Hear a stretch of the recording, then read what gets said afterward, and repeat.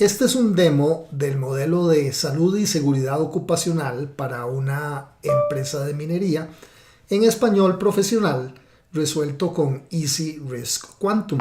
Como vemos aquí en registro, tenemos una lista de 14 diferentes tipos de riesgos a los que se enfrentan los trabajadores en ambientes de minería. Cosas como altas temperaturas, bajas temperaturas, cambios de presión atmosférica, etc. Estos 14 riesgos vienen no solamente detallados en cuanto a sus peligros y sus condiciones, sino que la parte importante cuantitativa acá permite determinar, por un lado, los costos inherentes, luego una sección en donde invertimos en mitigación y luego finalmente un costo residual, es decir, cómo se verían los riesgos cada uno de esos 14 y de manera agregada después de haber considerado las inversiones en mitigación respectivas. Vamos a ver cómo se compone cada uno de estos riesgos. Tomemos por ejemplo el primero, altas temperaturas y humedad. Este es un riesgo que vamos a articular con una distribución binomial. Una distribución binomial es aquella en donde uno define cuántos son las unidades, en este caso empleados, expuestos a determinado riesgo. Y luego eso es su primer parámetro N. Su segundo parámetro P es la probabilidad de exposición al riesgo de cada una de esas 200 unidades, es decir, empleados.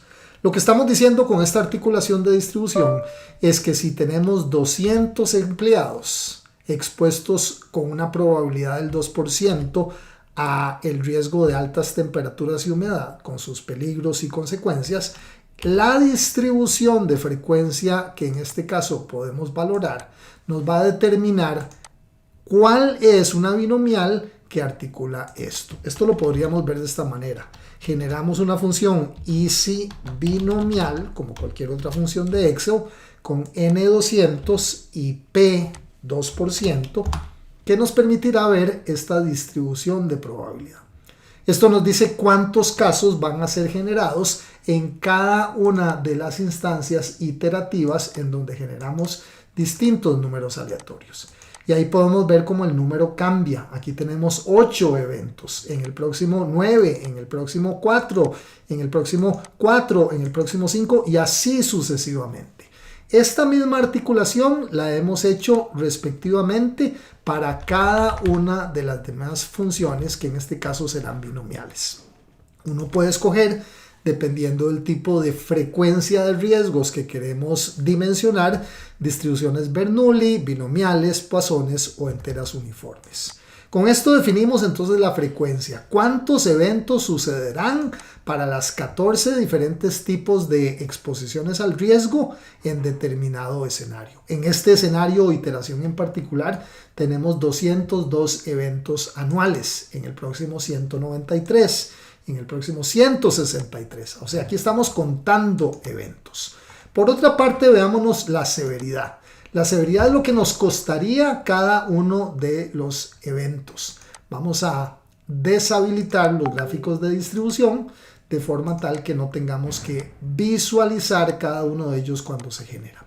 Por ejemplo, en este caso podríamos definir con una distribución PERT, esencialmente con una función Easy PERT, que tiene como valor mínimo este parámetro, como valor más probable este parámetro y como valor máximo este parámetro. Esa distribución PERT genera números aleatorios que se van a ver consecuentemente diferentes cada vez que generemos números sobre la celda. Entonces, de esta manera, esa celda se vería acá.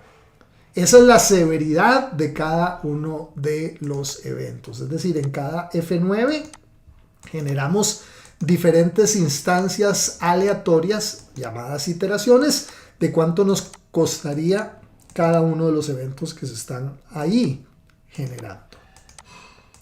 Una vez que tenemos eso, vamos a combinar en lo que se llama una función de convolución la parte de frecuencia con la parte de severidad en una columna N que considera la convolución, es decir, la combinación de frecuencias y severidades dependiendo de las funciones que respectivamente se estén utilizando.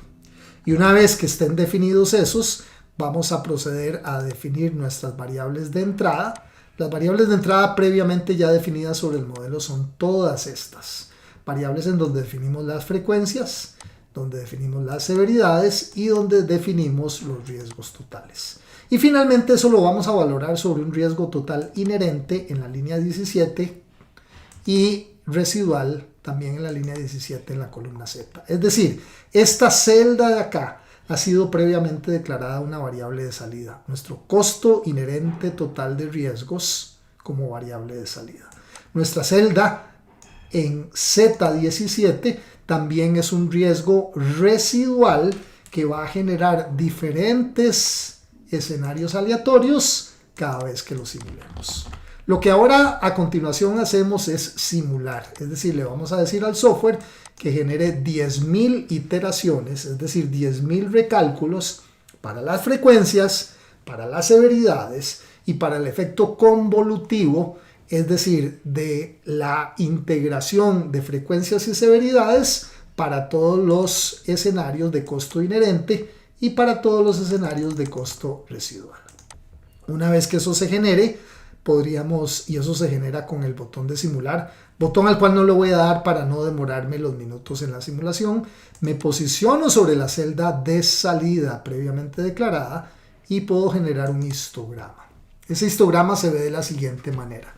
Esto describe la magnitud completa de los 10.000 riesgos generados en casi 9 minutos de simulación. El escenario más positivo fue de $7.400 en riesgos mínimos, 19.600 en riesgos máximos, un promedio de riesgos de 12.700 que andan muy cercanos con respecto a la mediana. También se articulan aquí los percentiles 10 en 10.890 y percentil 90 en 14.718. Una pregunta que a continuación surge es: ¿cuál de las 14 riesgos es el que tiene un impacto más significativo por sobre el riesgo total? Basta posicionarse sobre esa celda y generar un gráfico de tornado de correlación que va a jerarquizar el orden relativo de los riesgos utilizando el coeficiente de correlación lineal. En este caso, lo que estamos leyendo de este gráfico de tornado de forma de embudo es que el riesgo de cambio de presión atmosférica es el riesgo que tiene un impacto más significativo por sobre los riesgos totales inherentes, con un coeficiente de 0,55.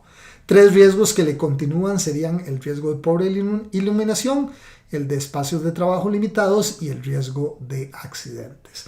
Este gráfico nos ayuda a determinar la priorización de la gestión de riesgos, en este caso de esta mina. Esos son los riesgos valorados antes de la mitigación. Y sobre la celda Z17 veríamos también el histograma de los riesgos residuales una vez aplicadas las mitigaciones. Yo puedo comparar ambos riesgos en el gráfico tipo curva S. Escojo este y escojo el otro.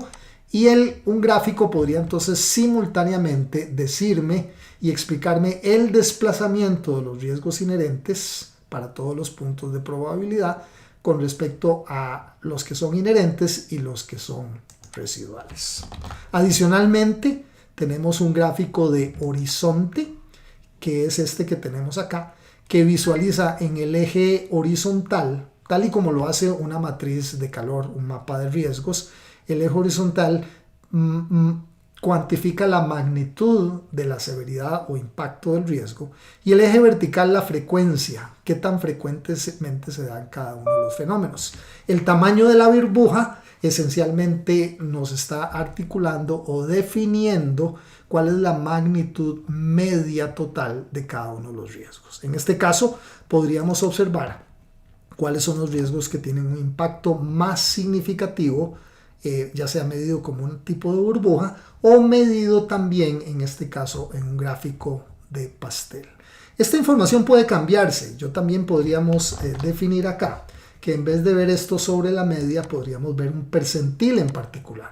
Por ejemplo, me interesa el percentil 80. El percentil 80 es el que mide fenómenos que podrían suceder en uno de cada 5 casos probables. Es decir, una vez cada 5 años ya que la dimensión de frecuencia ha sido definida con supuesto anual, podríamos volver a ver el horizonte y observar en el percentil 80 la magnitud relativa de cada uno de los riesgos, o evaluarlo esencialmente en cualquier percentil. Si el percentil extremo que queremos valorar es el 95, es decir, fenómenos que sucederían una vez cada 20 años, el gráfico de horizonte de riesgo se vería ahí. De esta manera podríamos observar cómo estas 4 burbujas de acá, en sus posiciones extremas, llegarían a ser los riesgos de mayor consideración en situaciones catastróficas de los eventos de riesgo de salud y seguridad ocupacional para esta mina en cuestión.